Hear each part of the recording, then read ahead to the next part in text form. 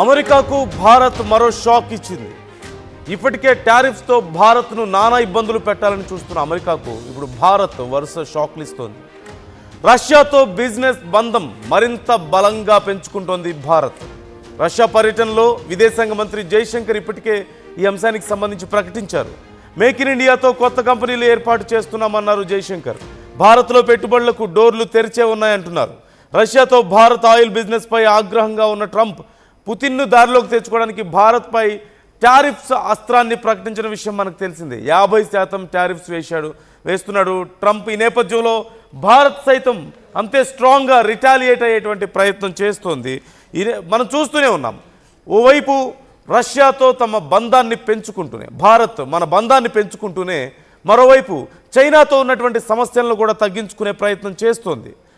అనవసరంగా మన మీద టారిఫ్లు వేసి మనల్ని ఇబ్బంది పెట్టే ప్రయత్నం చేసినటువంటి అమెరికాకు ఒక రకంగా బుద్ధి చెప్పే ప్రయత్నంగా దీన్ని ఎందుకు చూడకూడదు మనం?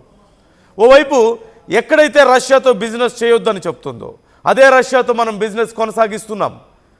అదే రష్యా ఇప్పుడు మనకి 5% రాయితీని కూడా ప్రకటిస్తోంది. భారతదేశానికి ఇస్తున్నటువంటి ఆయిల్ మీద రెగ్యులర్గా ఇచ్చేటువంటి దానికంటే 5% రాయితీని రష్యా ఇస్తుంది. అంటే 5% తక్కువ ఇస్తుంది. ఇంకా ఖచ్చితంగా ఇది భారత్కి ఒక శుభపరిణామంగా చెప్పుకోవాలి. భారత్ అవసరాల్లో 42% ఆయిల్ని రష్యా నుంచే దిగుమతి చేసుకుంటున్నప్పుడు 5% రాయితీ అనేది ఖచ్చితంగా భారత్కు ఒక పెద్ద ఊరటనే చెప్పాలి. మరోవైపు రష్యా సిద్ధంగా ఉంది భారత్లో ఉన్నటువంటి ఉత్పత్తులను కొనడానికి. భారత్ తయారు చేసేటువంటి భారత్ నుంచి వచ్చేటువంటి ఉత్పత్తులను ఒకవేళ కనుక అమెరికా కొనకపోతే, అమెరికా దేశానికి భారత్ ఉత్పత్తులు కనుక ఎగుమతి తగ్గిపోతే రష్యా సిద్ధంగా ఉంది అంటూ ఇప్పటికే రష్యా ప్రకటించింది. దీనికి సంబంధించి ఇప్పటికే మనం చూస్తూనే ఉన్నాం. ద్వైపాక్షిక వాణిజ్యాన్ని 2030 కల్లా $100 బిలియన్ అంటే దాదాపు 8.7 లక్షల కోట్లకు పెంచుకోవడానికి రష్యా భారత్ సిద్ధమవుతున్నటువంటి పరిస్థితి మనం చూస్తూనే ఉన్నాం. అక్కడ జైశంకర్ ఓవైపు పర్యటిస్తున్నారు, మరోవైపు రష్యా విదేశాంగ ప్రతినిధులు కూడా భారత్లో పర్యటిస్తున్నటువంటి తీరు మనం చూస్తూనే ఉన్నాం. ఈ నేపథ్యంలో మరోవైపు భారత్ చేస్తున్నటువంటి ప్రయత్నాలు, రష్యా కూడా ఈ విషయంలో చాలా సానుకూలంగా ఉంది. ఇండియా, చైనా, రష్యా ఈ బంధాన్ని మరింత బలోపేతం చేసే దిశగా ప్రయత్నాలు చేయాల్సిన అవసరం ఉంది అంటూ రష్యా అభిప్రాయపడుతోంది. ఈ మూడు దేశాల మధ్య త్రైపాక్షిక సమావేశం త్వరలో జరగాలి అంటూ కూడా ఆలోచిస్తున్నట్లుగా తెలుస్తోంది. ఈ సంవత్సరం చివరిలో పుతిన్తో మోదీ భేటీ అవ్వబోతున్నారు అంటూ కూడా ఇప్పటికే సమాచారం. పుతిన్తో మోదీ భేటీ అయితే తదనంతరం ఎలాంటి పరిణామాలు ఉండబోతున్నాయి? ఇప్పటికే ఇరు దేశాల మధ్య ఫ్రెండ్షిప్ మరింత స్ట్రాంగ్ అయింది. ద్వైపాక్షిక సంబంధాలు పెరుగుతున్నాయి, వ్యాపార సంబంధాలు పెరుగుతున్నాయి. రష్యా కన్సర్న్ మనకు కనిపిస్తోంది. అమెరికా మనల్ని ఇబ్బంది పెడుతున్న తరుణంలో 5% రాయితీ ఇవ్వడానికి రష్యా సిద్ధమవుతోంది. మన ఉత్పత్తులు కొనడానికి రష్యా సిద్ధమవుతోంది. మరోవైపు చైనా, భారత్, రష్యా ఈ సంబంధాలు పెంచుకోవడానికి, త్రైపాక్షిక సంబంధాలను ఇంప్రూవ్ చేయడానికి కూడా ఇరు దేశాలు ప్రయత్నిస్తున్నటువంటి పరిస్థితి మనం చూస్తూనే ఉన్నాం. రష్యా కూడా దీనికి సిద్ధంగా ఉంది. మరోవైపు చూసినట్లయితే చైనాతో ఉన్నటువంటి సమస్యలను కూడా తగ్గించుకునే పనిలో ఉంది భారత్. చైనాతో వరుసగా మీటింగ్స్ జరుగుతున్నాయి. భారతదేశానికి సంబంధించినటువంటి ప్రోడక్ట్స్ తిరిగి చైనాకు సప్లై చేసే విధంగా ఏర్పాట్లు జరుగుతున్నాయి. ఇప్పటికే చైనాకు ఫ్లైట్స్ని పునరుద్ధరించారు. ఫ్లైట్ సర్వీసెస్ని తిరిగి భారత్ పునరుద్ధరించిన విషయం మనం చూసాం. మరోవైపు వీలైనంత త్వరగా సరిహద్దుల్లో ఉన్నటువంటి సమస్యలను పరిష్కరించుకోవాలి అంటూ భారత్, చైనా ప్రయత్నాలు జరుపుతున్నాయి. ఈ సంవత్సరం చివరిలోపు ఈ విషయంలో కూడా క్లారిటీ రాబోతున్నట్లుగా తెలుస్తోంది. ఈ నేపథ్యంలో చైనాతో కనుక సమస్యలు తగ్గితే అమెరికా మీద మరింత ఒత్తిడి పెరిగే అవకాశం లేదా? ప్రపంచ దేశాల్లో తమకు పోటీగా భావిస్తున్నటువంటి దేశాలు ఓవైపు రష్యా, మరోవైపు చైనా. రష్యాతో సంబంధాలు కట్ చేయడం కోసం భారత్ మీద ఒత్తిడి చేసింది. నేను చెప్పిన మాట వింటావా లేదా, వినకపోతే నీ మీద టారిఫ్లు వేస్తానంటూ భారత్ని ఒత్తిడి చేసింది.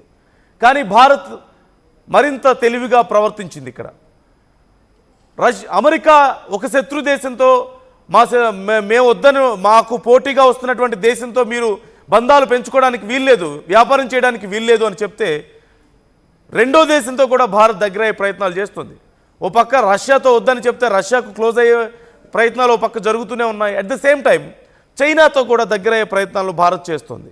చైనాతో ఉన్నటువంటి సమస్యలను సాల్వ్ చేసుకునే ప్రయత్నం చేస్తుంది. చైనాకు ఇప్పటికే విమాన సర్వీసులను తిరిగి పునరుద్ధరించారు. కరోనా తర్వాత చైనాకు విమాన సర్వీసులను స్టాప్ చేసిన విషయం మనకు తెలిసిందే. ఆ తర్వాత బోర్డర్లో జరిగినటువంటి పరిణామాల వల్ల కూడా అవి అలాగే కొనసాగాయి. ఇప్పుడు బోర్డర్ సమస్యలను తొలగించుకునే ప్రయత్నం, చైనాతో చర్చలు జరిపే ప్రయత్నం జరుగుతుంది.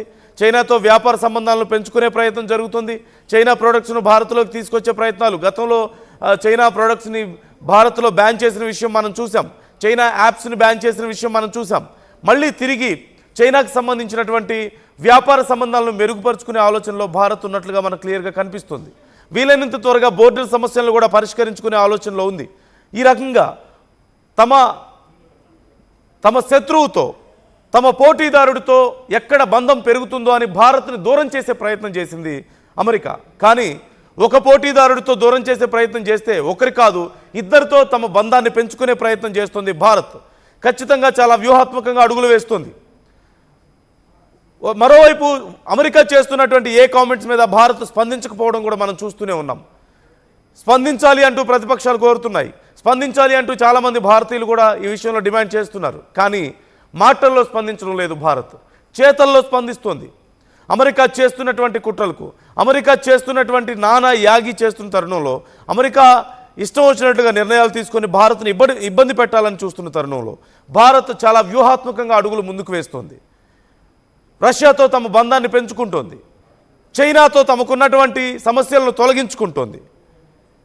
భారత్ ఒక గొప్ప శక్తిగా ఎదుగుతున్న తరుణంలో, అమెరికా తమకెక్కడ పోటీ వస్తుందో భారత్ అని భయపడుతున్న తరుణంలో, ఇప్పటికే రష్యాని, చైనాని తమకు తీవ్రమైనటువంటి పోటీగా భావించి వాటిని ఎలా అణగదొక్కాలని చూస్తుంది అమెరికా. ఈ నేపథ్యంలో భారత్ని సైతం కంట్రోల్ చేయడానికి ప్రయత్నించడం, భారత్ని బెదిరించడం మనం చూసాం. ఇవన్నీ ఒక ఎత్తు అయితే, మరోవైపు మరి యుద్ధం విషయంలో ఏం జరుగుతుందో తెలియని పరిస్థితి కనిపిస్తోంది. అమెరికా అధ్యక్షుడు ట్రంప్ చేస్తున్నటువంటి కామెంట్స్ మనం చూస్తూనే ఉన్నాం. ఒకవేళ కనుక ఈ యుద్ధాన్ని తాను ఆపగలిగితే ఖచ్చితంగా స్వర్గానికి వెళ్తానంటూ కామెంట్స్ చేస్తున్నారు. అది జరిగే అవకాశాలు చాలా తక్కువ ఉన్నాయనే అభిప్రాయాన్ని కూడా ఆయన వ్యక్తం చేస్తున్నారు. ఖచ్చితంగా అంటే ఓవైపు ఉక్రెయిన్ కానీ రష్యా కానీ వినే పరిస్థితి కనిపించడం లేదు, ఉన్నటువంటి డిమాండ్స్కి ఒప్పుకునే పరిస్థితి కనిపించడం లేదు. ఇలాంటి తరుణంలో ప్రపంచ దేశాల ముందు ట్రంప్ తన పరువు పోగొట్టుకుంటున్నాడు. నిన్న మొన్నటి వరకు తాను ఒక పెదరాయుడని చెప్పుకున్నటువంటి ట్రంప్ ఇప్పుడు ఏం చెప్పుకోగలుగుతాడు? చిన్న చిన్న దేశాల దగ్గర సైతం ఎదురు దెబ్బలు తింటున్న పరిస్థితి మనం చూస్తూనే ఉన్నాం. బ్రెజిల్ లాంటి దేశాలు సైతం నీ అవసరం మాకు లేదు, నువ్వేం మాకు ఎవరు లీడర్ కాదు, నువ్వేం రాజు కాదని చెప్పి బహిరంగంగా ప్రకటించినటువంటి పరిస్థితి మనం చూసాం. ఇరాన్ లాంటి దేశాలు సైతం తిరిగి అమెరికా మీద దాడులు చేయడానికి సిద్ధమైనటువంటి పరిస్థితి మనం చూసాం. ఇలా ప్రపంచ దేశాలన్నీ కూడా ట్రంప్ అసలు వ్యవహార శైలి ఏంటో అర్థం కాక, అమెరికా మిత్ర దేశాలు సైతం, నాటో దేశాలు సైతం ఎవరికి ఏం అర్థం కాక జుట్టు పిక్కుంటున్నటువంటి పరిస్థితి కనిపిస్తుంది. ఇలాంటి తరుణంలో ఓవైపు రష్యాతోనూ మరోవైపు చైనాతోనూ భారత్ బంధాన్ని పెంచుకోవడం ఖచ్చితంగా అమెరికాకు మరింత మింగుడు పడనటువంటి ఒక అంశంగా మనం చూడాలి. ఇప్పుడేం చేస్తాడు ట్రంప్? ఇప్పుడు ఎలా కంట్రోల్ చేయగలుగుతాడు? తాను కంట్రోల్ చేయాలనుకునే కొద్దీ మరింత బలంగా ఒక నేలకు కొట్టినటువంటి బంతిలాగా భారత్ ఉవ్వెత్తున ఎగిసిపడుతోంది. రష్యాతో నువ్వు బంధం పెంచుకోవద్దు, రష్యాతో నువ్వు బిజినెస్ చేయొద్దంటే మా ఇష్టం అని చెప్పాం. నీ మీద టారిఫ్లు వేస్తానంటే వేసుకో అని చెప్పాం. రష్యా మనకి తక్కువకి ఇంకా ఆయిల్ని ఇవ్వడానికి సిద్ధమవుతోంది. ఆయిల్ విషయంలో మరింత రాయితీలు ఇవ్వడానికి సిద్ధమవుతోంది. భారత్ మీద ఎంత ఒత్తిడి తెచ్చినా సరే వెనక్కి తగ్గడం లేదు. మరోవైపు చైనాకు అతిపెద్ద శత్రువుగా మారినటువంటి, ఆర్థికంగా అమెరికాని ఇబ్బంది పెట్టాలని చూస్తున్నటువంటి చైనాకి భారత్ దగ్గరవుతున్న పరిణామం ఖచ్చితంగా అమెరికాకి మింగుడు పడనటువంటి ఒక నిర్ణయంగా మనం చూడాలి. రేపు నిజంగా సరిహద్దుల్లో ఉన్నటువంటి సమస్యలు చైనాతో తొలగిపోతే, వ్యూహాత్మక బంధం పెరిగితే, వ్యాపార సంబంధాలు పెరిగితే అమెరికా పరిస్థితి ఏంటి? జీర్ణించుకోగలుగుతుందా? ఇప్పటికే తిన్నదరక్క నానా అవస్థలు పడుతుంది అమెరికా. పెద్దన్నని చెప్పుకుంటూ ఎవరు మాట వినక, అది బయటకు చెప్పుకోలేక, ఉన్న ఫ్యాక్ట్ని యాక్సెప్ట్ చేయలేక నానా అవస్థలు పడుతున్నటువంటి అమెరికాకు మనం చైనాకు దగ్గర అవ్వడం నిజంగా అసలు జీర్ణించుకోగలుగుతుందా? భారత్ని ఓర్వగలుగుతుందా? మాటల్లో కాదు చేతల్లో మేము చూపిస్తామని భారత్ చేసి చూపుతున్నటువంటి ఈ వరుస నిర్ణయాలు, వరుస పరిణామాలు చూస్తుంటే అసలు అమెరికా నిద్రపోగలుగుతుందా? ఓవైపు అమెరికాతో చర్చలు జరుపుతూనే మరోవైపు భారత్లో బంధాన్ని పెంచుకోవడానికి భారత్ ఖచ్చితంగా తమతో ఈ వ్యాపార సంబంధాలను కొనసాగిస్తుందని ఆశిస్తున్నామని అవసరమైతే ఇంకా తక్కువకి మేము వ్యాపారం చేస్తాం, మీతో తక్కువకి మేము ఆయిల్ని ఇస్తామంటూ రష్యా ప్రకటిస్తున్న తరుణంలో అమెరికా దీన్ని నిజంగా జీర్ణించుకోగలుగుతుందా? అసలు ట్రంప్ పరిస్థితి ఏంటి ఇప్పుడు? దిక్కుతోచని పరిస్థితుల్లో ఉన్న ట్రంప్ భారత్ వేస్తున్నటువంటి వ్యూహాత్మక అడుగులకు ఎలా ఎదురొడ్డాలో తెలియక, ఎలా భారత్ను కంట్రోల్ చేయాలో తెలియక, భారత్ను భయపెట్టాలని ప్రయత్నించి ఎదురు దెబ్బలు తిని భారత్ వేస్తున్నటువంటి వరుస వ్యూహాత్మక అడుగులకు ఎలాంటి నిర్ణయం తీసుకోవాలో తెలియక, రష్యా ఉక్రెయిన్ మధ్య యుద్ధాన్ని ఆపుతాను, నాకు నోబెల్ ప్రైజ్ కావాలని చెప్పేసి నోబెల్ శాంతి బహుమతి కోసం తహతహలాడుతున్న ట్రంప్ అటు అది సాధించలేక, ఇటు భారత్ని ఏమి చేయలేక, రష్యాని కంట్రోల్ చేయలేక, చైనాని కంట్రోల్ చేయలేక, చిన్న చిన్న దేశాలు సైతం ట్రంప్ని వ్యతిరేకిస్తున్న తరుణంలో, సొంత దేశంలో తన ర్యాంకింగ్స్ పడిపోతున్న తరుణంలో, చాలా వేగంగా తన మార్క్స్ పడిపోతున్నాయి, చాలా వేగంగా ఒక చెడ్డ పేరు తెచ్చుకుంటున్నాడు ట్రంప్. ఈ తరుణంలో ఒక రకంగా అష్టదిగ్బంధనం అయిపోతున్నాడు తనకు తానే. మొత్తం మీద భారత్ రష్యా మధ్యలో 2030 కల్లా $100 బిలియన్ అంటే దాదాపుగా 8.7 లక్షల కోట్ల వాణిజ్యం జరిగేలా, అంటే వాణిజ్య బంధాన్ని పెంచుకునేలా ప్రయత్నాలు చేస్తున్నారు. మరోవైపు చైనాతో ఉన్నటువంటి సమస్యలను క్లియర్ చేసుకునే ప్రయత్నం, బోర్డర్ సమస్యలు తగ్గిపోతున్నాయి, వాటి గురించి చర్చలు జరుగుతున్నాయి.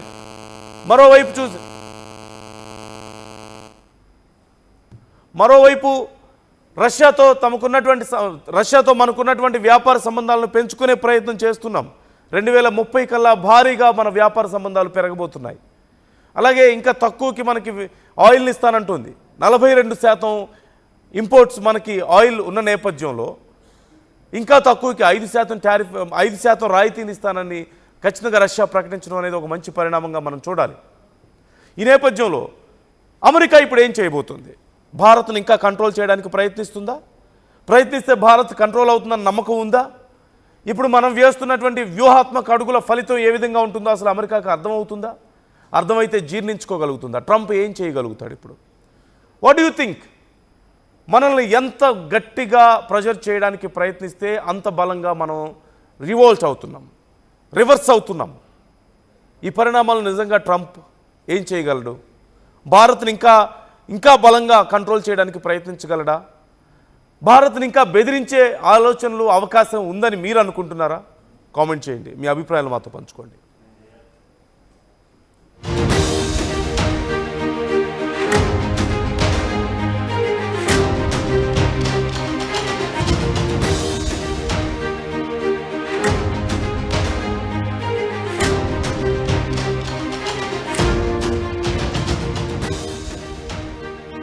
అమెరికాకు భారత్ మరో షాక్ ఇచ్చింది. ఇప్పటికే టారిఫ్స్తో భారత్ను నానా ఇబ్బందులు పెట్టాలని చూస్తున్న అమెరికాకు ఇప్పుడు భారత్ వరుస షాక్లు ఇస్తోంది. రష్యాతో బిజినెస్ బంధం మరింత బలంగా పెంచుకుంటోంది భారత్. రష్యా పర్యటనలో విదేశాంగ మంత్రి జైశంకర్ ఇప్పటికే ఈ అంశానికి సంబంధించి ప్రకటించారు. మేక్ ఇన్ ఇండియాతో కొత్త కంపెనీలు ఏర్పాటు చేస్తున్నామన్నారు జైశంకర్. భారత్లో పెట్టుబడులకు డోర్లు తెరిచే ఉన్నాయంటున్నారు. రష్యాతో భారత్ ఆయిల్ బిజినెస్ పై ఆగ్రహంగా ఉన్న ట్రంప్ పుతిన్ను దారిలోకి తెచ్చుకోవడానికి భారత్పై టారిఫ్స్ అస్త్రాన్ని ప్రకటించిన విషయం మనకు తెలిసిందే. 50% టారిఫ్స్ వేస్తున్నాడు ట్రంప్. ఈ నేపథ్యంలో భారత్ సైతం అంతే స్ట్రాంగ్గా రిటాలియేట్ అయ్యేటువంటి ప్రయత్నం చేస్తోంది. మనం చూస్తూనే ఉన్నాం. ఓవైపు రష్యాతో తమ బంధాన్ని పెంచుకుంటూనే, భారత్ మన బంధాన్ని పెంచుకుంటూనే, మరోవైపు చైనాతో ఉన్నటువంటి సమస్యలను కూడా తగ్గించుకునే ప్రయత్నం చేస్తోంది. అనవసరంగా మన మీద టారిఫ్లు వేసి మనల్ని ఇబ్బంది పెట్టే ప్రయత్నం చేసినటువంటి అమెరికాకు ఒక రకంగా బుద్ధి చెప్పే ప్రయత్నంగా దీన్ని ఎందుకు చూడకూడదు మనం? ఓవైపు ఎక్కడైతే రష్యాతో బిజినెస్ చేయొద్దని చెప్తుందో అదే రష్యాతో మనం బిజినెస్ కొనసాగిస్తున్నాం. అదే రష్యా ఇప్పుడు మనకి 5% రాయితీని కూడా ప్రకటిస్తోంది. భారతదేశానికి ఇస్తున్నటువంటి ఆయిల్ మీద రెగ్యులర్గా ఇచ్చేటువంటి దానికంటే 5% రాయితీని రష్యా ఇస్తుంది. అంటే 5% తక్కువ ఇస్తుంది. ఇంకా ఖచ్చితంగా ఇది భారత్కి ఒక శుభ పరిణామంగా చెప్పుకోవాలి. భారత్ అవసరాల్లో 42% ఆయిల్ని రష్యా నుంచే దిగుమతి చేసుకుంటున్నప్పుడు 5% రాయితీ అనేది ఖచ్చితంగా భారత్కు ఒక పెద్ద ఊరటనే చెప్పాలి. మరోవైపు రష్యా సిద్ధంగా ఉంది భారత్లో ఉన్నటువంటి ఉత్పత్తులను కొనడానికి.